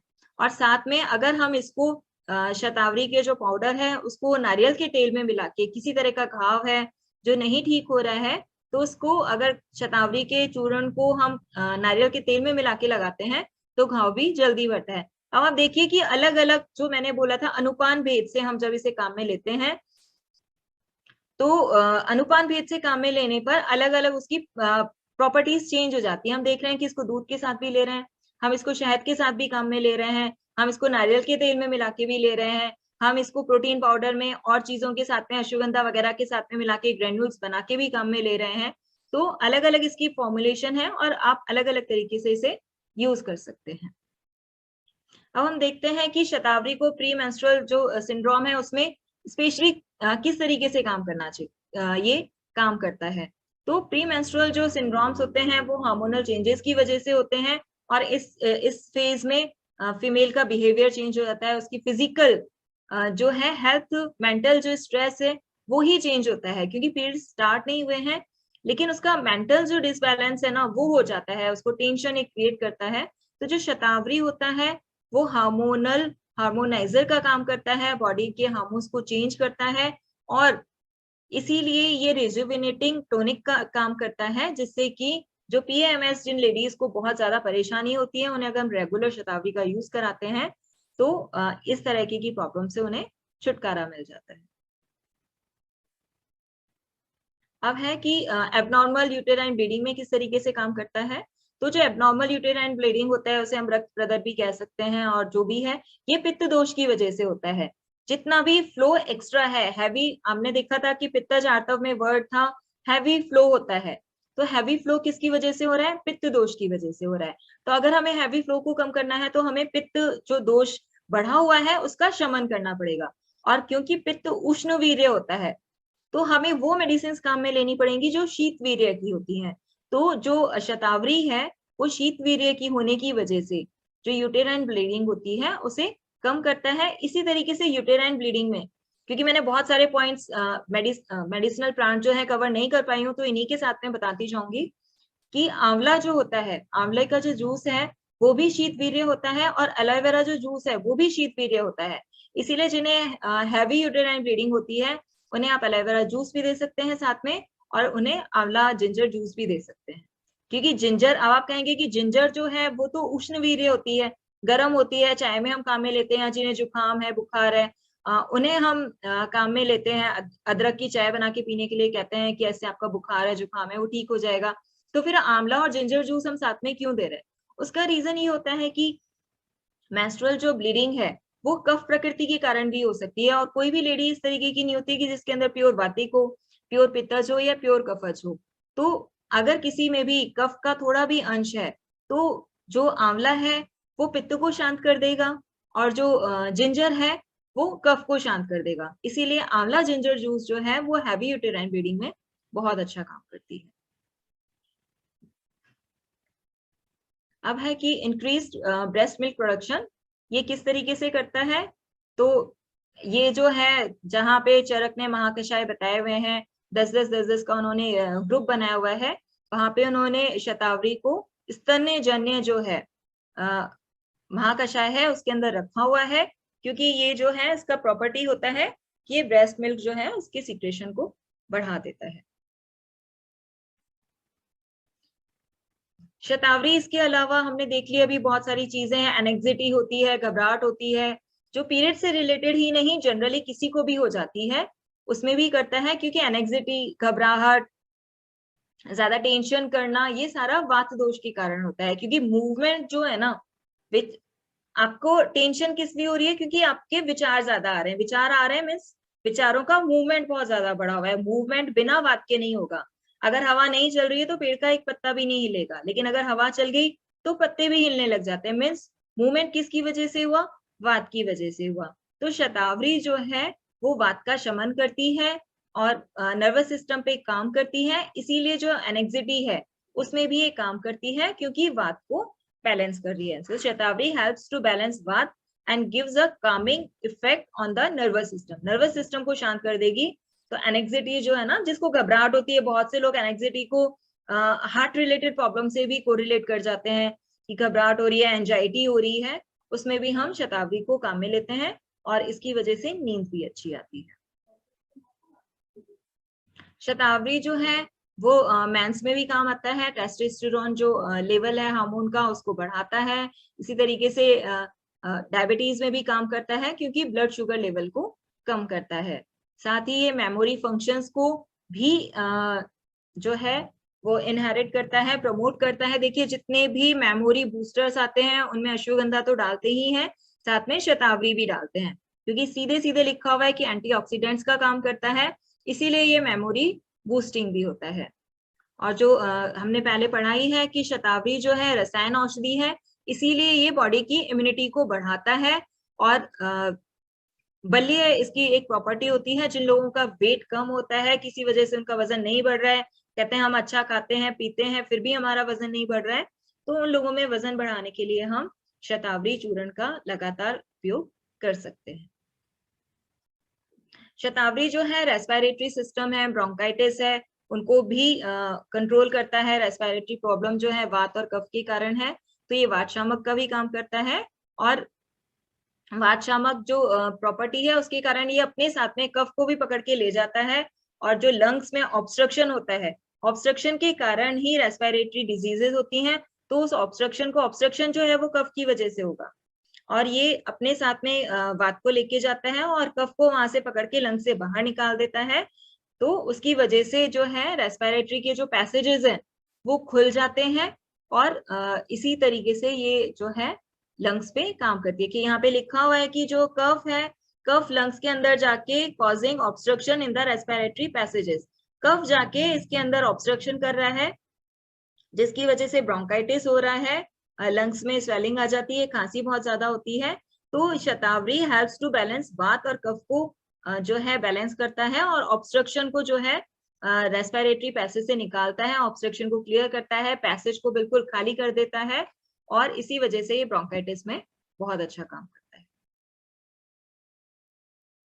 शतावरी जो है वो पेट के अल्सर्स में भी काम करता है, हाइपर एसिडिटी में काम करता है, स्टमक अल्सर में भी हम काम करते हैं, क्योंकि जो अल्सर्स हैं या हाइपर एसिडिटी है वो पित्त के कारण होती है। और अगर हम लगातार में शतावरी पाउडर को चीनी के साथ में और दूध के साथ में हम काम में लेते हैं, तो ये दूध और चीनी जब शतावरी के साथ में मिल जाते हैं तो पित्त दोष को शमन करके और हाइपर एसिडिटी को कंट्रोल करते हैं, क्योंकि ये खुद भी शीतवीर्य होती है और इसका रोपण हीलिंग प्रॉपर्टी होती है, इसे हमने देखा है, इसीलिए अल्सर में काम आता है। नेक्स्ट हम मेडिसिन देखते हैं। आप देखिए कि एक शतावरी में कितनी सारी चीजें हैं, कितनी सारी तरह की ये जो मेडिसिनल इसके यूजेस हैं, ये तो सारे लिखे भी नहीं गए हैं, इसके अलावा भी बहुत सारे तरह के यूजेस होते हैं। अब हम बात करते हैं अशोक या सरक्का अशोका का। ये भी फीमेल फ्रेंडली जो है वो ड्रग होती है।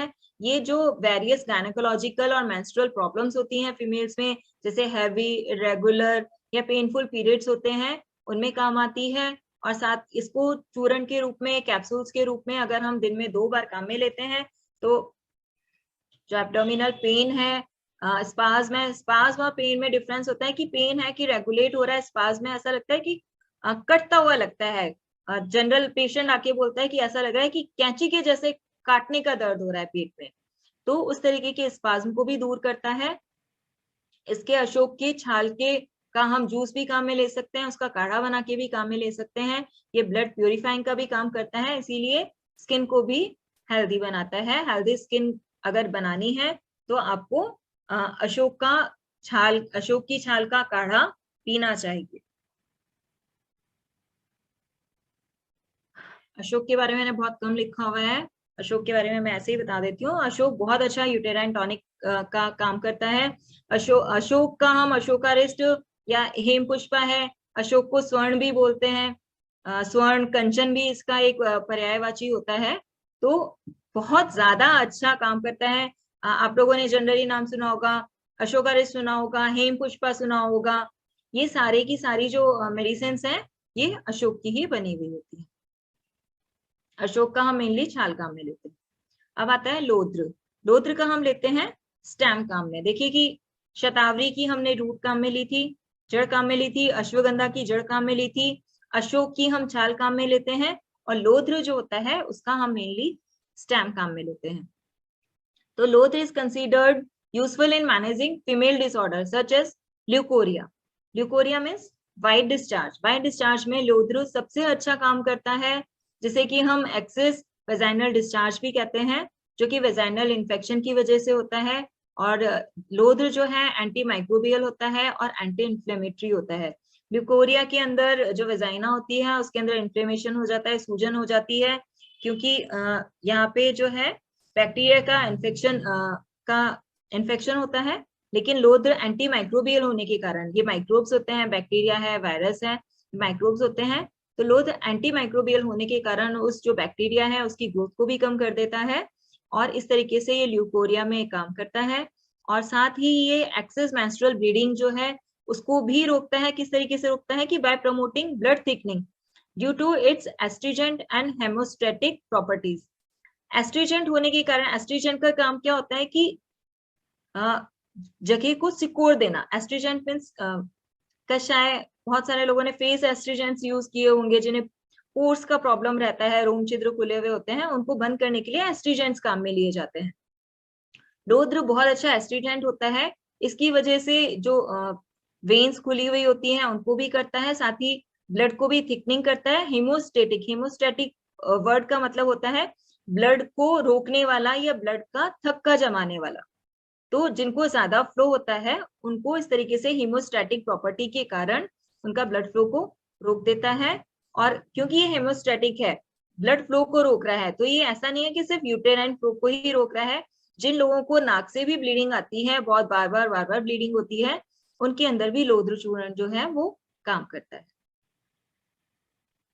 फीमेल जो है पीसीओएस जिनको बहुत ज्यादा है, उनके अंदर भी लोद्र जो है वो बहुत काम करता है, क्योंकि फीमेल हार्मोन्स जो है एस्ट्रोजन के लेवल को बढ़ा देता है, और मेल जो हार्मोन है, टेस्टोस्टेरोन हार्मोन है, उसके लेवल को फीमेल में से कम कर देता है। पीसीओडी या पीसीओएस का रीजन ही होता है कि फीमेल हार्मोन कम हो जाना, मेल हार्मोन बढ़ जाना। मेल हार्मोन बढ़ने के कारण ही पीसीओडी वाली जो फीमेल्स होती हैं उन्हें बाल झड़ना या फेस पे एक्सेस हेयर आना, वो सारी परेशानी रहती है। लेकिन लोद्र का स्पेशली काम क्या है कि फीमेल हार्मोन को तो बढ़ा रहा है, मेल हार्मोन को कम कर रहा है। इस तरीके से पीसीओएस में काम करता है। साथ ही जो एग है, हमने पढ़ा था फॉलिकुलर फेज में पढ़ा था कि एग की ग्रोथ होती है, तो एग के मैच्योरेशन को और रिलीज को भी जो है ये बढ़ाता है। उसके एग का जो मैच्योरेशन होता है, उसकी जो ग्रोथ होती है, उस ग्रोथ को प्रॉपर एक जो उसका साइज होता है वहां तक पहुंचाता है, और हार्मोनल इम्बैलेंस को दूर करके पीसीओएस के जितने सिम्टम्स होते हैं उसको भी ये कम करता है। लोद्र जो है पित्त का कंट्रोल करता है, उसका एग्रीवेशन जो है उसकी मीन्स कहना चाहिए कि कोई भी शैतान बच्चा है, शैतान हो गया, उसको किस तरीके से कंट्रोल किया जाए। तो पित्त को कंट्रोल करने के लिए जो है वो लोद्र काम करता है। पित्त जब ज्यादा होता है उसी की वजह से ही ब्लीडिंग ज्यादा होती है। जब पित्त कंट्रोल में आ जाएगा तो जो मेंस्ट्रुअल ब्लीडिंग है, मेनोरेजिया है, वो कम हो जाती है। इसका कारण भी होता है कि ये शीतवीर्य और साथ में कषाय एस्ट्रीजन प्रॉपर्टी या फिर हेमोस्टैटिक प्रॉपर्टी का होता है। जो ल्यूकोरिया है, आयुर्वेद कैसा मानता है कि कफ दोष के कारण होता है, और लोद्र में लोद्र जो है वो ल्यूकोरिया में इसीलिए काम कर रहा है क्योंकि इसकी जो प्रॉपर्टी है वो एस्ट्रीजेंट है, और ये कफनाशक जो है काम करता है, इसीलिए ल्यूकोरिया में भी काम करता है। साथ में एंटी माइक्रोबियल है, इसीलिए भी ल्यूकोरिया या सफेद पानी की जो समस्या होती है महिलाओं में बहुत ज्यादा कॉमनली पाई जाती है।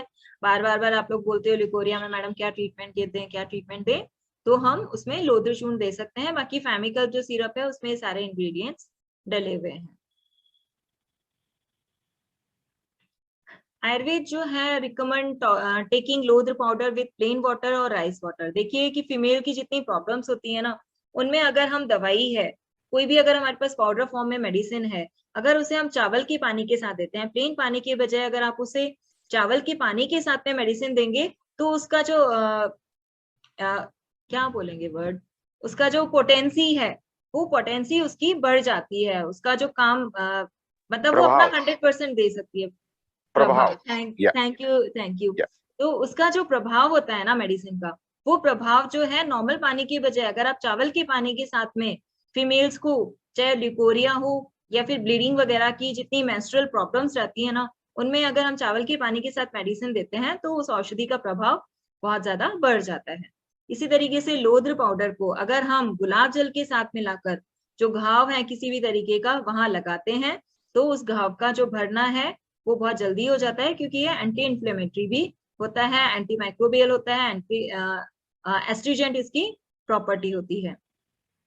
और जिनको मसूड़ों में रहता है प्रॉब्लम, मसूड़े फूल जाते हैं, मसूड़ों से ब्लीडिंग होती है, वहां भी आप लोद्र चूर्ण को लगा सकते हैं। लोद्र चूर्ण को मसूड़ों पे लगाने के लिए आप शहद में मिला के भी लगा सकते हैं। शहद में मिला के लगाएंगे तो ज्यादा अच्छा इफेक्ट करेगा, नहीं तो आप थोड़ा सा पानी मिक्स करके भी आप थोड़ा पेस्ट जैसा बनाकर भी मसूड़ों के ऊपर लगा सकते हैं।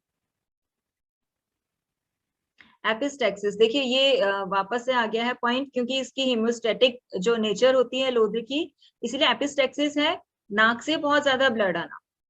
तो इसमें भी क्योंकि एस्ट्रीजेंट प्रॉपर्टी है इसलिए पित्त दोष के कारण होती है, लोद्र बहुत अच्छा काम करता है। नेक्स्ट, अब हम देखते हैं पिपली, पाइपर नाइग्रम, पाइपर लॉन्गम, दो तरह की पिपली होती है, छोटी पीपल, बड़ी पीपल। अब आप कहेंगे कि पीपल का यहाँ क्या काम है? पीपल तो हम मेनली रेस्पिरेटरी ट्रैक्ट में देते हैं, जिसको खांसी हो गई या अस्थमा है, उस तरीके की बीमारियों में पीपली जो है वो बहुत अच्छा काम करती है। लेकिन पीपल जो है वो शीतवीर्य होती है, जबकि हम उसकी तासीर उष्ण समझते हैं, लेकिन वो शीतवीर्य की होती है। इसीलिए मेंस्ट्रुअल डिसऑर्डर्स में भी बहुत अच्छा काम करती है। डिस्मेनोरिया में जो पेन है, क्रैम्प्स है, बिफोर है मीन्स पीएमएस है, या पीरियड्स के ड्यूरेशन के बीच में जो भी दर्द है, क्रैम्प्स है, उसको ये पीपल बहुत अच्छा काम करती है। और जो दर्द होता है उसे कष्ट आर्तव कहते हैं, तो इस कष्ट आर्तव को कंट्रोल करता है। साथ में अगर आप लोगों में से अगर ग्रामीण एरिया से कोई बिलोंग करता हो तो आप लोगों ने देखा होगा या सुना होगा कि आफ्टर डिलीवरी पीपल की जो मूल होती है, पीपला मूल बोलते हैं, पीपल मूल बोलते हैं, मीन्स अलग अलग तरीके में अलग अलग उसका प्रोनाउंसिएशन होता है। उससे जिनकी जस्ट डिलीवरी होके चुकी होती है उनको स्पेशली देते हैं इस पीपल मूल को, क्योंकि ये जो है यूटेराइन टॉनिक का बहुत अच्छा काम करता है। यूट्रस होता है उसको इन शेप में वापस अपनी शेप में लाने का काम करता है। तो पीपल की का जो फल होता है वो भी काम में आता है, पीपल की जो जड़ होती है वो भी काम में आती है। मुझे बहुत ज्यादा आइडिया नहीं है, लेकिन मैंने कुछ लोगों से सुना है कि पीपल की जो जड़ होती है, जॉइंडिस जो होता है उसमें इसकी पीपल की जो माला बना के भी पहनाते हैं कुछ जगह पे, और उससे जॉइंडिस ठीक हो जाता है। मैंने सिर्फ सुना है, मेरे को एग्जैक्टली नहीं पता है, आप लोगों को शायद मुझसे ज्यादा पता हो अगर ग्रामीण एरिया से बिलोंग करते हैं ना, झाड़ फूक करते हैं जॉन्डिस में। लेकिन अगर कोई आपके यहाँ झाड़ फूक कर रहा हो तो उसको बोलना नहीं झाड़ फूक नहीं कर रहा हो, यकृतजीत सिरप लो, हीमोगूज सिरप लो अगर आपको जॉन्डिस हुआ है तो it is important that in women bath should be under control to manage dysmenorrhea। dysmenorrhea क्योंकि पेन सारा वात के कारण है, तो उसे कंट्रोल करने के लिए पित्त का शांत होना जरूरी है। people has वात balancing property and give release in dysmenorrhea। ये वात को कंट्रोल करता है और एब्डोमिनल पेन और क्रैम्प्स को मेंस्ट्रुअल साइकिल में जो होते हैं उन्हें कंट्रोल कर देता है, खत्म कर देता है। अब आता है त्रिफला। त्रिफला में हम सबको पता है, हैंड रेज करेगा कोई, किस किस को पता है त्रिफला के कंटेंट्स? मुझे लगता है सबको पता होंगे, मैं बता देती हूँ फिर भी। त्रिफला के अंदर होता है आंवला, विभीतक जिसे बहेड़ा कहते हैं, और हरड़ या हरितकी। तो तीन चीजों से मिलकर त्रिफला बना हुआ है, आंवला, हरितकी और विभीतकी। आंवला चूर्ण जो है, आंवला का जूस हो या क्या हो, मैंने आपको पहले भी बताया था, एस्ट्रीजेंट भी होता है, शीतवीर्य भी होता है।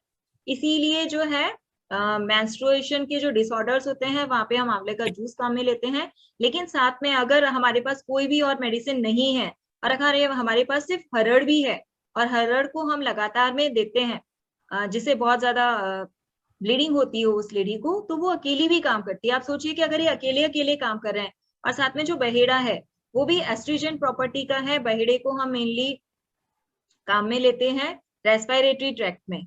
मीन्स खांसी या चेस्ट में बहुत ज्यादा कफ जमा हो गया है, उस कफ को निकालने के लिए काम में लेते हैं। तो हमने पीछे क्या देखा कि कफ जो है और वात है, ये सारा ही मिलके आपका पूरा जो मेंस्ट्रुअल साइकिल है उसको डिस्टर्ब किए हुए हैं।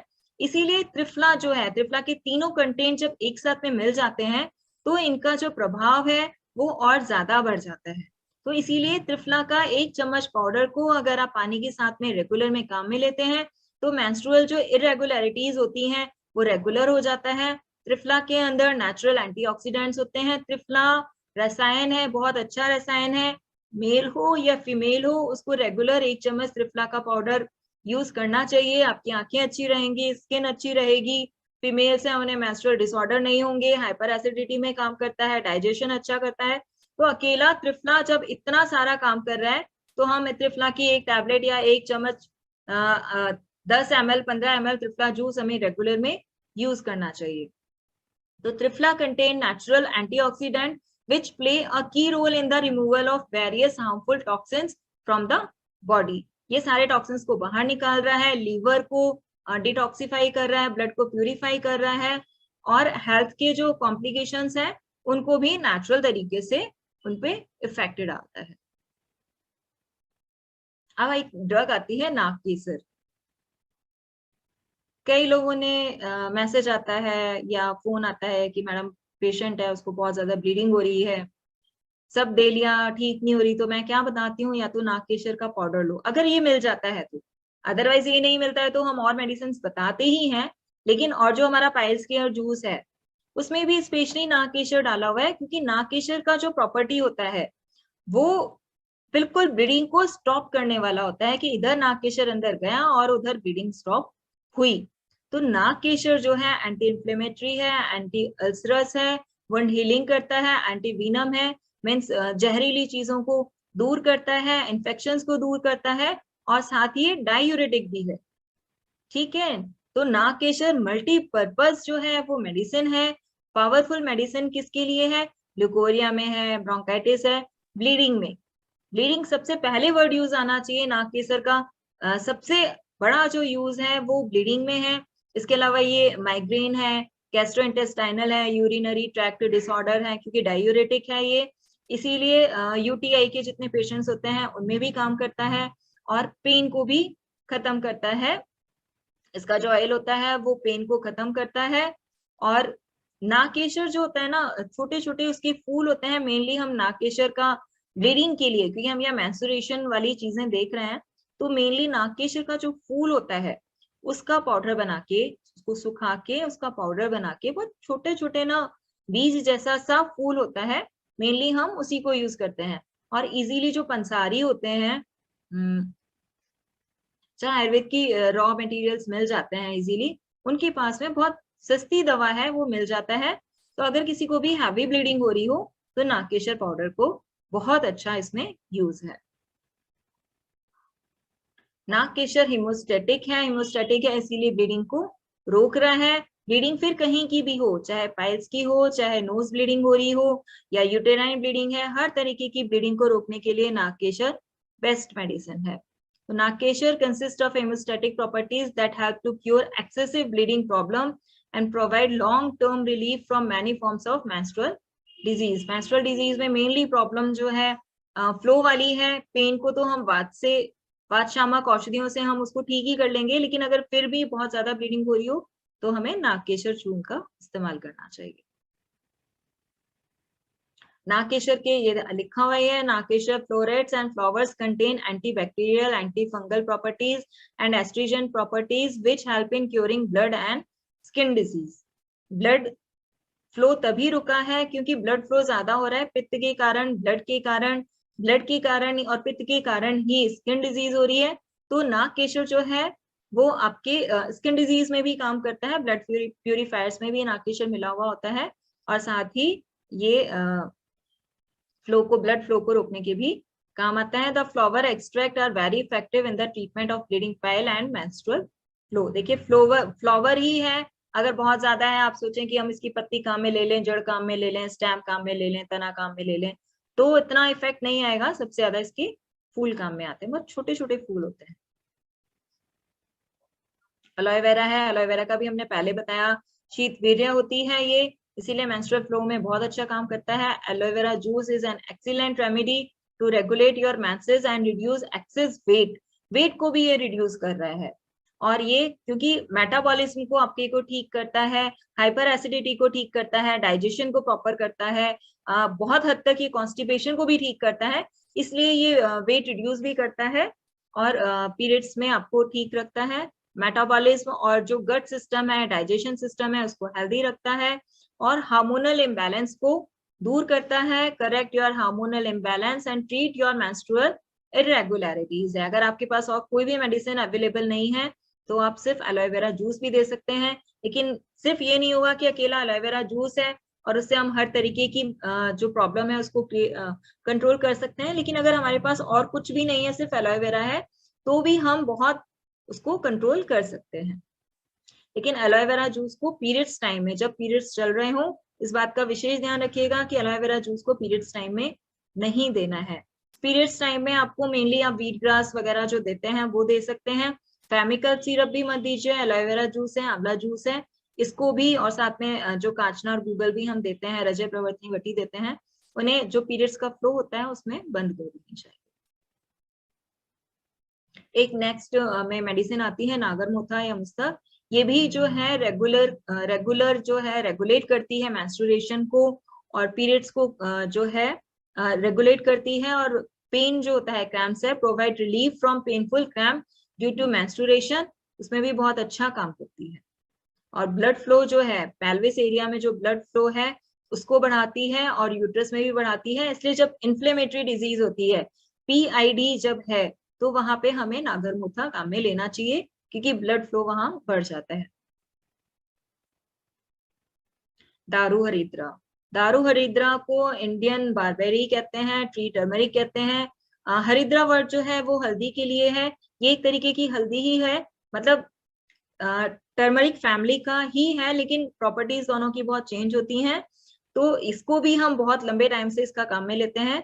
फ्रूट एंड स्टेम ऑफ दारू हरिद्रा are widely used for its medicinal benefit, और इसका जो फ्रूट होता है दारू हरिद्रा का, वो खाने के काम में आता है और विटामिन सी का बहुत अच्छा सोर्स होता है। मेनोरेजिया या जो हैवी मेंस्ट्रुअल ब्लीडिंग है, जिसे हम रक्त प्रदर कहते हैं या एक्सेस सिक्रेशन कहते हैं, दारू हरिद्रा उसको कंट्रोल करने का काम करता है। अगर हमारे पास में और कुछ भी नहीं है, सिर्फ दारू हरिद्रा भी नहीं है और सिर्फ हल्दी है, तो भी हम उसको काम में ले सकते हैं। फेमिकल्प के जो मेन इंग्रेडिएंट है उसमें दारू हरिद्रा भी डला हुआ है। रीजन एस्ट्रीजेंट या कषाय इसकी प्रॉपर्टी होती है। अब हम देखते हैं, हमने बहुत ज्यादा मेडिसिन थी, एक ही मेडिसिन के भी मैं बहुत सारे यूजेस नहीं बता पाई हूँ। तो हम जनरली अब जो हम डॉक्टर नेचर में हम मेडिसिन देते हैं उनके बारे में हम देख लेते हैं कि कौन कौन सी मेडिसिन हैं। Wheat grass, barley grass juice है, इसका हमें सबको पता है कि किस तरीके से काम करता है। फेमिकल्प सिरप है, syrup calcium and vitamin D3 है, क्योंकि पीरियड्स के दौरान या मीनोपॉज की जो कंडीशन होती है जहाँ पीरियड्स बंद हो जाते हैं, वहाँ हड्डियां बहुत कमजोर हो जाती हैं, तो उसकी वजह से आगे कॉम्प्लिकेशंस ना आए, पैरों में जॉइंट्स में दर्द ना हो, उसके लिए हमें उन महिलाओं को कैल्शियम और विटामिन D3 दे देना चाहिए। साथ में कैप्सूल जो है विटामिन B12 जो है वो देना चाहिए। हीमोबूस्ट सिरप है, न्यूट्री सपोर्ट ड्रिंक मिक्स है, क्योंकि जो फीमेल है उसको सारे न्यूट्रिशंस नहीं मिल पाते हैं, तो न्यूट्री सपोर्ट ड्रिंक मिक्स से सारे न्यूट्रिशन मिल जाते हैं। अश्वगंधा टैबलेट है, अगर PCOD की या हाइपोथायराइडिज्म की फीमेल है तो उसे हम स्लिम एंड फिट जूस दे सकते हैं। साथ में उसका वेट रिड्यूस करने के लिए एप्पल साइडर विनेगर भी दे सकते हैं। जो लैक्टेटिंग वुमेन्स हैं उनको हम मदर केयर जूस भी दे सकते हैं। इसके अलावा मोरिंगा जूस है। वैसे हमने देख ही लिया कि बहुत सारी मेडिसिन है, अलग अलग अनुपान भेद से हम किस तरीके से उसे दे रहे हैं। बहुत सारी दवाइयां हैं जो हम दे सकते हैं। इसमें एलोवेरा जूस नहीं लिखा हुआ है, आंवला जिंजर जूस है, वो भी हम वुमेन हेल्थ के लिए बहुत अच्छा काम करती है। अब हम देखेंगे कि फेमिकल्प सिरप है, इसमें मेनली क्या है, दारू हरिद्रा और अशोक, इसीलिए जो है यूटेराइन टॉनिक है। अशोक जो है वो यूटेराइन टॉनिक का काम करता है। दारू हरिद्रा जो है एस्ट्रोजन प्रॉपर्टी की होती है, इसीलिए ये हैवी ब्लीडिंग को रोकती है, ल्यूकोरिया में काम करता है। तो डॉक्टर नेचर का फैमिकल्प सिरप जो है आयुर्वेदिक टॉनिक है, महिलाओं की स्वास्थ्य संबंधी जरूरतों को पूरा करता है। दारू हरिद्रा चिरायता अशोक जो है ये टॉनिक का काम करता है और फीमेल बॉडी के जो हार्मोनल इम्बैलेंस हो गया है उसे बैलेंस करता है। बहुत सारी फीमेल्स को हमने सिर्फ फैमिकल्प सिरप देके, व्हीट बार्ले जूस देके, हीमोबूस्ट सिरप देके उनकी जो पीरियड से रिलेटेड प्रॉब्लम्स थी कई फीमेल्स की हमने ठीक की हैं। इसके अलावा कुछ लोगों को जिनको फीमेल्स के परसेंटेज बहुत कम है क्योंकि यूट्रस प्रोलैप्स की जनरली पेशेंट जो है अपनी प्रॉब्लम को शेयर भी नहीं करती हैं, लेकिन जितने हमारे पास केस आए और हमने दिया है तो उनमें से बहुत सारे केसेस ऐसे रहे जहाँ की हमें यूट्रस प्रोलैप्स, जिसमें यूट्रस शरीर, महिलाएं इसको नॉर्मल लैंग्वेज में बोलती हैं कि शरीर बाहर आता है, तो उस प्रॉब्लम में भी हमने जो फैमिकल्प सिरप दिया है ये बहुत अच्छा काम करता है। साथ ही मीनोपोज के जो सिंड्रोम्स होते हैं, मीनोपोज की वजह से जो चिड़चिड़ापन आ जाता है, शॉर्ट टेम्पर हो जाते हैं, काम में मन नहीं लगता है, उनको भी, उन प्रॉब्लम्स को दूर करने के लिए भी हम फैमिकल्प सिरप काम में ले सकते हैं। नहीं कि सिर्फ जो रिप्रोडक्टिव फेज की महिलाएं हैं जिन्हें पीरियड्स आते हैं उन्हीं को देना है, उसके बाद भी मतलब ये फीमेल फ्रेंडली मेडिसिन है, तो आफ्टर मीनोपोज भी अगर हम देते हैं, अब ये नहीं सोचेगा कि ऐसा ना हो कि फैमिकल्प सिरप हमने दिया और उस लेडी को वापस से पीरियड्स आ जाएंगे, ऐसा नहीं होगा। ये उसकी जनरल जो हेल्थ है उसको मेंटेन करके रखता है। अश्वगंधा टैबलेट है, डॉक्टर नेचर की आती है, इसके बारे में हमने अभी पूरा विस्तार से हमने देख ही लिया है कि अश्वगंधा टैबलेट है, मेनली मेमोरी बूस्टर का काम करती है, लेकिन मेल इनफर्टिलिटी और फीमेल में मेंस्ट्रुअल डिसऑर्डर है उसमें भी बहुत ज्यादा अच्छा काम करती है। साथ ही रसायन जो है वो हर्ब है, इसीलिए इसे बिना डॉक्टर की सलाह के भी हम रेगुलर, हम पेशेंट को ही नहीं देना है, अश्वगंधा का हमें खुद को भी सेवन करना है अपनी हेल्थ को ठीक रखने के लिए। हम ठीक रहेंगे तभी जाके हम खुद दुबले पतले से हैं, हवा मारो उड़ जाएं और फिर हम पेशेंट को कहें कि नहीं भाई आप हमारा अश्वगंधा टैबलेट लो और आपकी हेल्थ बहुत अच्छी हो जाएगी, तो पेशेंट हमें यही कहेगा कि पहले आप तो लो। तो पहले अपनी हेल्थ को ठीक रखना है, अश्वगंधा टैबलेट खानी है डेली बेसिस पे और फिर पेशेंट से डील करना है। Wheat grass barley grass juice है, इसमें गेहूं के ज्वारा, जौ के ज्वारे का, हल्दी है, गिलोय, तुलसी है, ये सारी चीजें डली हुई हैं। आप लोग पहले से बहुत अच्छी तरीके से जानते हैं। व्हीट बार्ले जूस है, इसके हमें बहुत अच्छे रिजल्ट्स मिल रहे हैं।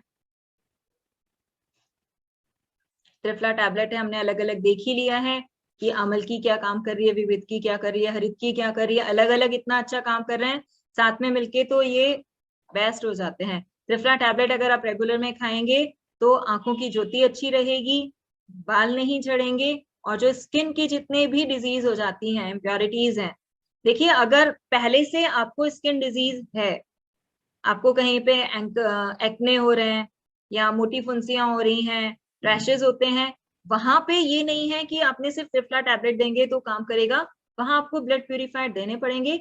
लेकिन जो हेल्दी हैं, जैसे आयुर्वेद क्या कहता है, आयुर्वेद है या डॉक्टर नेचर है, हम क्या काम कर रहे हैं, हम वेलनेस पे काम कर रहे हैं, हम सिर्फ पेशेंट को ही ठीक नहीं कर रहे हैं, हम जो नॉर्मल फिट लोग हैं, जो दिखते फिट हैं लेकिन अंदर से वीक हैं, उनकी हेल्थ की वेलनेस के लिए भी काम कर रहे हैं। उन लोगों को हमें त्रिफला टैबलेट देनी है, लेकिन अगर स्किन डिजीज का है तो वहां आपको रक्तशोधक सिरप और हल्दी नीम टैबलेट देनी ही पड़ेगी। नेक्स्ट, पीरियड से हमने रिलेटेड सारी बात की है, तो डॉक्टर नेचर में फेमिसिल्क सैनिटरी पैड आता है, वो बहुत अच्छा काम कर रहा है। किसी लोगों से, मतलब मैंने अभी तक इसकी शिकायत नहीं सुनी है कि किसी को परेशानी हो। नेक्स्ट,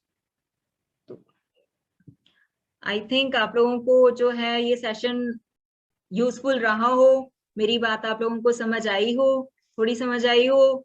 कुछ जगह हो सकता है स्लाइड्स में प्रॉब्लम हो, थोड़ा आगे पीछे हो गया हो, फ्लो में बोल दिया हो, तो ठीक है। बाकी आप सभी को in advance wish you a very very happy Diwali. And कुछ चैट्स में भी कुछ क्वेश्चंस हैं। परविंदर जी कह रहे हैं यस मैम, पता नहीं अभी किस चीज के लिए बोला है इन्होंने। स्वाधीन जी, न्यू प्रोडक्ट शतावरी सिरप, मदर केयर जूस, हाँ जी मदर केयर जूस का मैंने बोला, शतावरी सिरप रह गया। एंड मोरिंगा जूस का मैंने नाम लिया, बट बहुत सारी मैंने बोला ना, अगर हम इन सबको अनुपान भेद से देखेंगे तो बहुत सारी चीजों को हम बहुत सारे तरीके से यूज कर सकते हैं, अलग अलग तरीके से यूज कर सकते हैं। ओवरऑल हेल्थ के लिए ही है, हम वेलनेस इंडस्ट्री में हैं, पहले अपनी हेल्थ ठीक कीजिए फिर बाकी लोगों की कीजिए। And wish you all a very very happy Diwali. Thank you. Thank you Rita ji, thank you. सबसे अच्छी बात तो ये है कि 12 महीने की रीटा अग्रवाल जी में और आज की रीटा अग्रवाल जी के बोलने में बहुत तगड़ा कॉन्फिडेंस बिल्ड हो गया। Thank you sir. Super super. इसका एक और रीजन है कि डेली अभ्यास और प्रोडक्ट के ऊपर आपका जो बिलीव लेवल है, प्रोडक्ट जो हमारे जो रिजल्ट देते हैं उससे एक कॉन्फिडेंस बहुत तगड़ा बिल्ड होता है। वो हर किसी का ही होता है। आप तो खैर डॉक्टर हैं, तो आपकी प्रेजेंटेशन बहुत अच्छी रही, इसमें कोई दो राय नहीं। और आपने कहा समझ में, बिल्कुल समझ में आया, आपने सीधे सरल शब्दों में समझाया है, इसलिए कहीं कोई दिक्कत नहीं है। आपको भी दीपावली की अग्रिम शुभकामनाएं। और जितने मैं पहला ऐसा सेशन है रीटा जी जिसमें लोग आए थे 160 65 और फिर बढ़ते बढ़ते बढ़ते बढ़ते 222 25 तक टच कर गए। मतलब ये पहला ऐसा सेशन है जिसमें ऐसे ऐसे बढ़े हैं जुड़ने वाले लोग, नहीं तो संख्या एक्चुअली ये सेशन, ये टॉपिक इस तरीके का है कि इससे रिलेटेड पेशेंट्स हमें मिलते ही हैं। जब जी हमें खुद जानकारी मिलेगी तभी तो हम पेशेंट को डील कर पाएंगे। मैंने जी बोला ना, पेशेंट हमें ये पूछेगा कि आपका प्रोडक्ट हम क्यों यूज करें। जी आप हमें ये बताइए, आज हम देखते हैं डायरेक्ट सेलिंग में इतनी सारी जो है कंपनीज हैं जो जी कि हर तरीके का, अब प्रोटीन पाउडर को लें चाहे हीमोग्लोबिन को लें, तो हमें उन्हें बताने के लिए होना चाहिए कि आप हमारा, अगर वो पूछ रहे हैं और हम उसके सामने शांत हो गए, चुप हो गए, हम उसे कोई रिप्लाई नहीं कर पाए, तो वो उसे लगेगा कि अगले को पता ही नहीं है, ये बस हमें बस चिपका के जा रहा है। वो जी। चीज नहीं होनी चाहिए। प्रोडक्ट तभी सेल होगा जब हमें खुद में कॉन्फिडेंस होगा। Super super.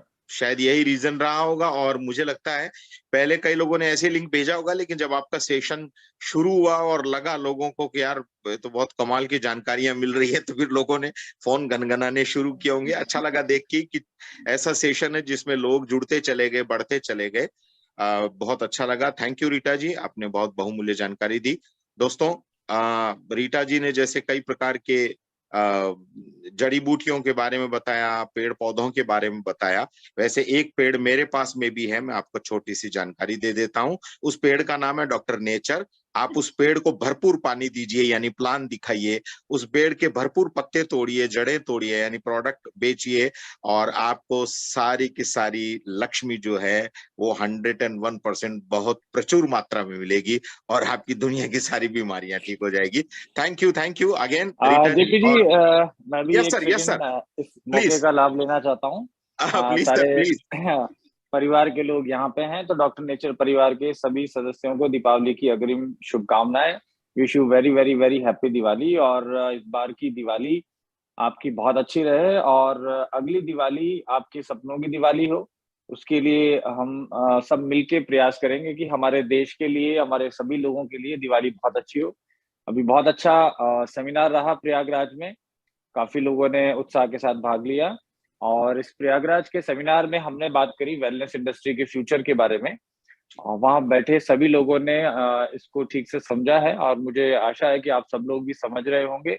वेलनेस इंडस्ट्री बहुत तीव्र गति से बढ़ रही है और दुनिया के ज्यादातर देशों ने निर्णय लिया है, इंक्लूडिंग भारत। भारत के प्रधानमंत्री ने भी रिसेंटली कहा है कि भारत को हेल्थ एश्योरेंस की आवश्यकता है, यानी कि भारत को मेडिसिन की आवश्यकता पे निर्भर नहीं रहना चाहिए, एलोपैथी दवाइयों पे ना, और ना केवल इंश्योरेंस पे। बहुत सारे लोग मेडिकल इंश्योरेंस कराते हैं, तो प्रधानमंत्री हमारे कहते हैं कि हमें मेडिकल इंश्योरेंस नहीं, एक्चुअल में हम मेडिकल अश्योरेंस चाहिए, यानी कि हम अश्योर्ड हों कि हमारी सुरक्षित हेल्थ रहेगी भविष्य में। और डॉक्टर नेचर यही चाहता है कि हम, आप सब लोग जानते हैं कि डॉक्टर नेचर का मकसद है कि लोगों को हेल्थ एश्योरेंस देना। आपका बीमारी का संकट आप पे ना आए, आप बस में यात्रा कर रहे हैं और आपको ये टेंशन ना हो आपके घर वालों को कि मेरे पति का या मेरे पिता का या मेरे भाई का कोलेस्ट्रॉल बढ़ा हुआ है, ऐसा ना हो कि रास्ते में हार्ट अटैक आ जाए। ऐसी चिंता की मुक्ति के लिए डॉक्टर नेचर अगर उनके साथ में है और डॉक्टर नेचर का बॉटल उनके बैग में है, तो उनको घर वालों को कॉन्फिडेंस रहेगा, अश्योरेंस रहेगा कि मेरे घर वाले जो लोग ट्रेवल कर रहे हैं सुरक्षित पहुंचेंगे, क्योंकि उनके साथ में डॉक्टर नेचर हैं। So thank you so much. और हम लोग इसी सर तरीके से मैं प्रोडक्ट थोड़ा को, इंटरप्ट करूंगी। जी प्लीज। हाँ सर, मैं अभी जेपी शर्मा जी ने बोला कि 1 साल पहले के रीटा जी के बोलने में और आज के बोलने में बहुत डिफरेंस है।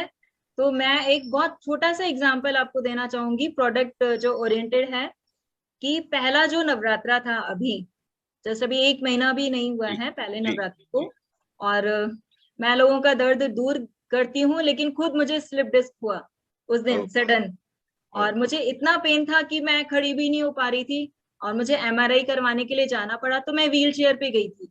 मुझे इतना ज्यादा दर्द था कि मैं वर्ड्स में नहीं बता सकती कि मैं कितने पेन में थी। मैंने वहां दिखाया, MRI में पता चला कि L5S1 पे टीयर है, और जो एलोपैथी डॉक्टर थे उन्होंने मुझे कहा कि आपको 1 महीने कंप्लीट बेड रेस्ट पे रहना पड़ेगा, आप सिर्फ बेड से वॉशरूम तक जा सकते हो, इसके आगे आपको कुछ भी नहीं करना है। एंड आप बिलीव नहीं करेंगे कि 6th डे को, फर्स्ट नवरात्रि को मुझे स्लिप डिस्क हुआ, एंड 6th डे को मैं अपना हॉस्पिटल अगेन ज्वाइन कर चुकी थी। जहां मुझे 1 महीने का बेड रेस्ट बोला गया था, वहां 6 दिन में मैं क्योर होकर अपना हॉस्पिटल ज्वाइन कर चुकी थी, just because of Ayurveda, because of doctor nature. मैंने पीड़ांत कैप्सूल काम में लिया, और भी कुछ आयुर्वेद की मेडिसिन थी काम में ली। तो आप ये देखिए कि 1 महीने का बेड रेस्ट वाला इंसान 6 दिन में खड़ा होके अपना नॉर्मल रूटीन पे आ सकता है। अब मुझे आप बताइए कि इससे ज्यादा कॉन्फिडेंस कैसे आ ही नहीं सकता ना, मैंने खुद यूज किया है। और तो आप लोगों से भी रिक्वेस्ट है कि एक एग्जांपल मेरा भी सामने रखिए कि एलोपैथी डॉक्टर के हिसाब से अभी मुझे बेड रेस्ट पे होना चाहिए था, लेकिन मैंने आप लोगों के साथ में पूरा 1 घंटे का सेशन लिया है, और आप लोगों को नहीं लगा होगा कि मैं कहीं पेन में हूँ या अनईजी फील कर रही हूँ। नॉर्मली बिल्कुल मैंने आप लोगों का सेशन लिया है। बहुत अच्छा, वह बहुत अच्छा, बहुत, इसमें कोई दो राय नहीं है रीटा जी, प्रोडक्ट तो कमाल है ही। और डॉक्टर लोग बेड रेस्ट बोलते हैं, जबकि रेस्ट जो होता है वो बेड ही होता है एक तरह से। एग्जैक्टली बेड होता है। ओके ओके, आप एकदम फिट हैं, कोई इशू नहीं, अब तो कोई दिक्कत नहीं, आप ऑफिस भी जाती हैं? बिल्कुल बिल्कुल, अभी ओके, ऑफिस। जी, थैंक यू दोस्तों, आप सब लोगों ने सुना, रीटा जी ने अपने प्रोडक्ट के बारे में बताया, पीड़ांत का जलवा आप लोगों को बताया, और कल का सेशन का लिंक आप लोगों को मिल जाएगा। बस ध्यान रखिएगा, इस महीने की क्लोजिंग अच्छी होनी चाहिए, क्योंकि दिवाली भी है, छठ पूजा भी है, तो थोड़ा सा ध्यान से एडवांस में ही सब कुछ अपने को मना लेना है। Thank you. नमस्ते नेचर।